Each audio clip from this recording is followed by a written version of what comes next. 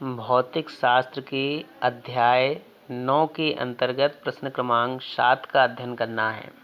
प्रश्न है, गहराई के साथ गुरुत्वीय त्वरण के मान में क्या परिवर्तन होता है, गणितीय व्याख्या द्वारा समझाना है।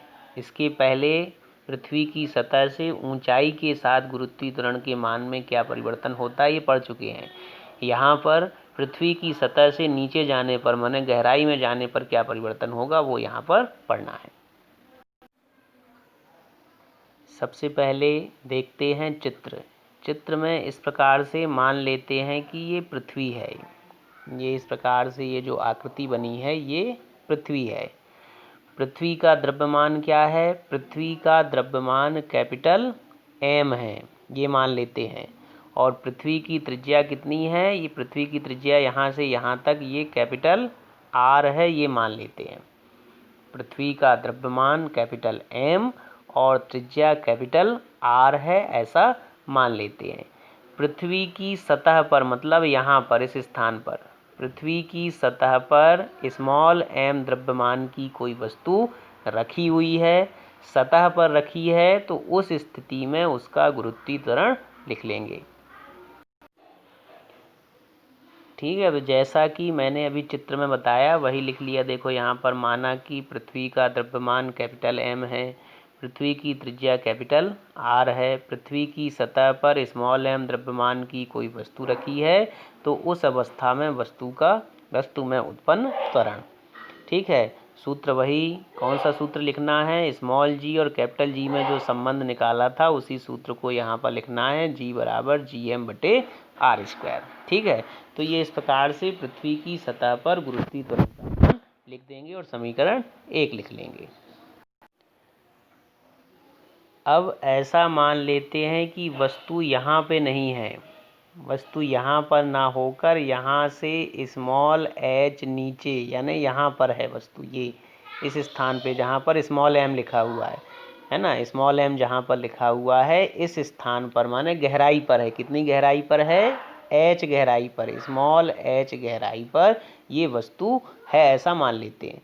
तो जब ये यहाँ पर वस्तु आ जाएगी जहाँ पर स्मॉल m लिखा है, तो इस स्थान पर जब ये आ जाएगी तो ये इस प्रकार का एक गोला यहाँ पर बन जाएगा। ये ऐसे एक गोला यहाँ पर ये इस प्रकार से बन जाएगा।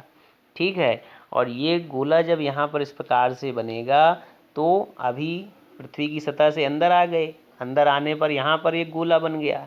इस गोले की त्रिज्या कितनी होगी? तो पहले देखो पूरी जो पृथ्वी की त्रिज्या थी वो R थी, अब R में से कितना अंदर आ गए? H अंदर आ गए, मतलब अब त्रिज्या बचेगी R माइनस H। अंदर वाला जो गोला है उस गोले की त्रिज्या कितनी बची? R में से H को घटा दिया।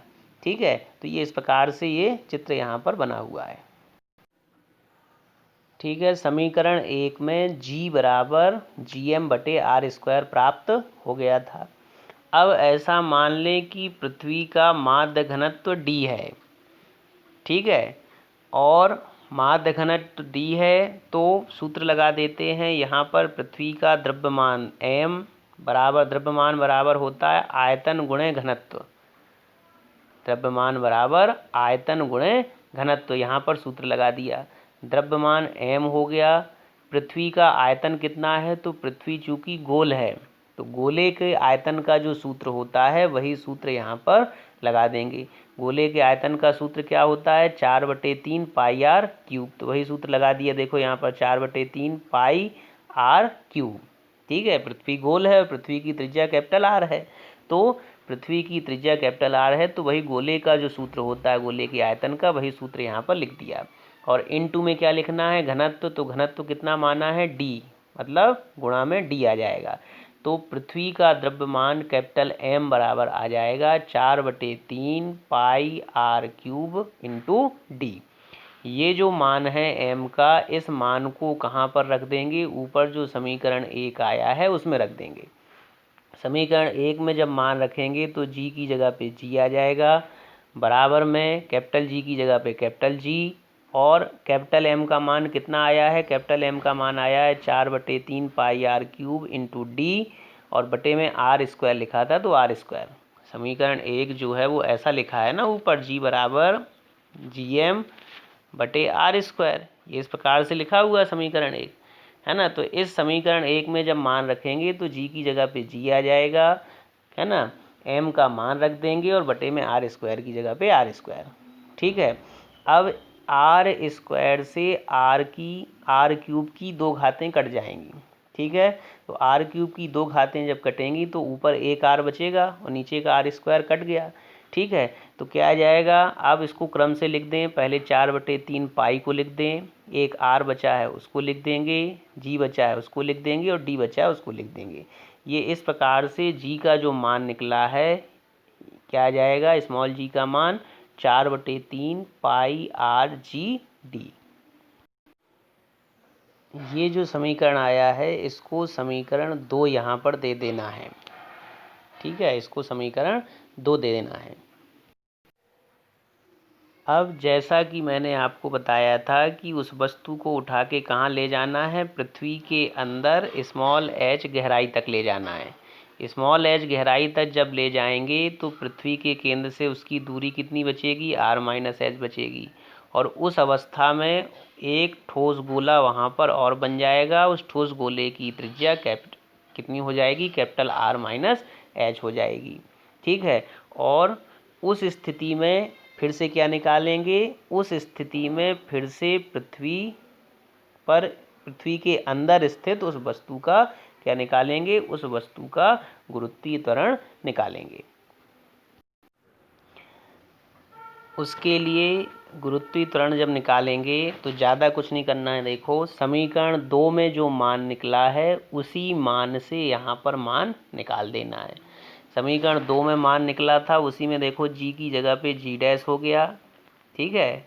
जी क्या है, पृथ्वी की सतह पर गुरुत्वीय त्वरण, और जी डैश क्या है, पृथ्वी के अंदर गुरुत्वीय त्वरण, ठीक है। 4/3 की जगह पे 4/3 आ गया, आर की जगह पे r-h आ गया, और जी की जगह पे जी और डी की जगह पे डी। समीकरण 2 में जैसा मान आया था उसी प्रकार से पूरा मान यहाँ पर लिख दिया है। अंतर थोड़ा सा क्या रखना है, जी की जगह पे जी डैश लिखना है, आर की जगह पे r-h रखना है। पहले त्रिज्या r थी, अब त्रिज्या r-h हो गई, इसलिए r की जगह पे r-h हो गया। पृथ्वी की सतह पर गुरुत्वीय त्वरण g मान लिया और अंदर g डैश मान लिया। अब ये जो समीकरण 3 आया है, इस समीकरण 3 में समीकरण 2 का भाग दे देंगे। यहाँ पर ध्यान देना है, समीकरण 3 में समीकरण 2 का भाग देना है, ध्यान रखना। समीकरण 3 में समीकरण 2 का भाग दे देंगे, ठीक है। भाग देंगे तो समीकरण 3 ऊपर लिखा है देखो जी डैश वाला, और समीकरण 2 नीचे लिखा है, ठीक है। अब 4/3 से 4/3 कट जाएगा, जी डी से जी डी कट जाएगा, ठीक है। 4/3 से 4/3 कट गया, जी डी से जी डी कट गया, तो क्या बचेगा, जी डैश बटे जी बराबर r-h बटे r।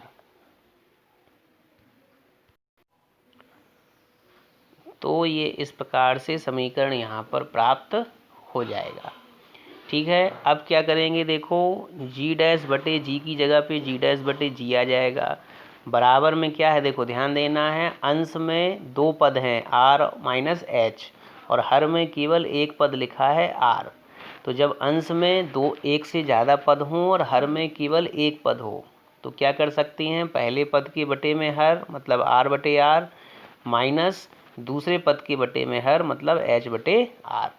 r से r कैंसिल हो जाएगा तो एक बचेगा, ठीक है। क्या आ जाएगा नीचे, जी डैश बटे जी बराबर r से r कैंसिल हो गया तो एक माइनस h बटे r। अब जी को उस तरफ पक्षांतर कर दें, जी को पक्षांतर करेंगे तो इस तरफ बचेगा जी डैश, बराबर में जी को पक्षांतर कर दिया तो जी गुणा में पहुंच गया और गुणा में हो गया 1 माइनस h बटे r। और ये इस प्रकार से यहाँ पर समीकरण 4 प्राप्त हो गया, ठीक है। अब इसके पहले वाले प्रश्न में भी हमने बताया था कि पृथ्वी की त्रिज्या बहुत अधिक है, 6400 किलोमीटर लगभग मानी जाती है, और h का मान बहुत कम है। h क्या है, पृथ्वी के अंदर जहाँ तक उसको ले जा रहे हैं वस्तु को, पृथ्वी के अंदर ज़्यादा से ज़्यादा 1 किलोमीटर अंदर गड्ढा खोद के उस वस्तु को ले जा सकते हैं, ठीक है ना। तो इस स्थिति में h का मान बहुत कम है, केवल 1 किलोमीटर है अधिक से अधिक, और r का मान क्या है, बहुत अधिक है, 6400 है, ठीक है ना। तो h का मान r की तुलना में बहुत कम है, ठीक है। समीकरण 4 में h अंश में लिखा है और r हर में लिखा है, मतलब अंश का मान हर से छोटा है। अंश का मान हर से छोटा है मतलब भाग देने पर दशमलव वाला मान आएगा। उस दशमलव वाले मान को किस में घटाना है, 1 में। समीकरण 4 में 1 माइनस एच बटे आर लिखा है ना, तो जो एच बटे आर का मान आएगा दशमलव में, उसको 1 में घटाएंगे। 1 में घटाने पर मान दशमलव में आएगा। 1 में से कोई भी संख्या घटाएं तो क्या बचेगा, दशमलव का मान बचेगा। तो दशमलव में आएगा मान, दशमलव का गुणा जी के साथ जब होगा तो पहले से मान क्या हो जाएगा, कम हो जाएगा। कहने का मतलब है पहले की अपेक्षा गुरुत्वीय त्वरण का मान क्या हो जाएगा, घट जाएगा। जी डैश का मान कम हो गया ना, पहले से हमने इसके पहले वाले प्रश्न में बताया था कैसे कम हो जाता है ना। तो जी डैश का मान कम हो गया है, इसका मतलब पृथ्वी की सतह पर गुरुत्वीय त्वरण का मान अधिक था। अंदर जब ले गए, एच गहराई पर ले गए, तो उसी गुरुत्वीय त्वरण का मान क्या हो गया, कम हो गया। ठीक है, तो क्लियर हो गया कि पृथ्वी की सतह से अंदर ले जाने पर गुरुत्वीय त्वरण का मान घटने लगता है। इसी प्रकार से इसके पहले वाले प्रश्न में भी हमने बताया था कि पृथ्वी की सतह से ऊपर ले जाने पर भी गुरुत्वीय त्वरण का मान क्या होता है, घटता है। अब पृथ्वी के केंद्र पर देखते हैं। पृथ्वी का जो केंद्र है ओ, वहाँ तक वस्तु को ले जाते हैं ऐसा मान लेते हैं। अभी कितनी गहराई तक ले गए थे, h गहराई तक। अब पृथ्वी के केंद्र पर ले गए मतलब h बराबर क्या हो जाएगा, r हो जाएगा। पहले वस्तु कहाँ रखी थी, r दूरी पर, पृथ्वी की सतह पे रखी थी ना, मतलब r दूरी पर रखी थी, पृथ्वी की त्रिज्या की दूरी के बराबर दूरी पर रखी थी। अब वही वस्तु कहाँ पहुँच गई, पृथ्वी के केंद्र पर पहुँच गई। इसका मतलब h का मान r के बराबर हो जाएगा। गहराई पहले h मानी थी, अब वो कितनी गहराई पर पहुँच गई, पृथ्वी की त्रिज्या के बराबर गहराई तय करके उसके केंद्र पर पहुँच गई, मतलब h बराबर r हो गया। h बराबर r ये जो आया है, इस मान को कहाँ रख देंगे, समीकरण 4 में रख देंगे। समीकरण 4 में h बराबर r रख देंगे। तो जी डैश की जगह पे जी डैश बराबर में जी की जगह पे जी, 1 माइनस एच की जगह पे आर आ गया और बटे में आर, आर से आर कैंसिल हो जाएगा, क्या आ जाएगा, जी डैश बराबर जी, 1 माइनस आर में से आर भाग देंगे तो 1 आ जाएगा। ठीक है, जी डैश की जगह पे जी डैश आ गया, बराबर में जी की जगह पे जी आ गया, 1 में से 1 घटाएंगे तो 0। ठीक है, जी डैश जी और 0 का गुणा होगा तो 0, मतलब जी डैश का मान क्या आ गया, 0 आ गया। जी डैश क्या है, पृथ्वी के केंद्र पर गुरुत्वीय त्वरण है। ठीक है, तो पृथ्वी के केंद्र पर गुरुत्वीय त्वरण का मान कैसा आ गया, 0 आ गया। मतलब पृथ्वी के केंद्र पर गुरुत्वीय त्वरण का मान क्या होता है, 0 होता है। तो ये ध्यान रखना है, ऑब्जेक्टिव टाइप के प्रश्न में पूछा जा सकता है, या इसी प्रश्न को बदल कर पूछ सकते हैं वो, कि सिद्ध कीजिए कि पृथ्वी के केंद्र पर गुरुत्वीय त्वरण का मान 0 होता है। तो यदि इस प्रकार से पूछें तो यहाँ तक आपको करना पड़ेगा।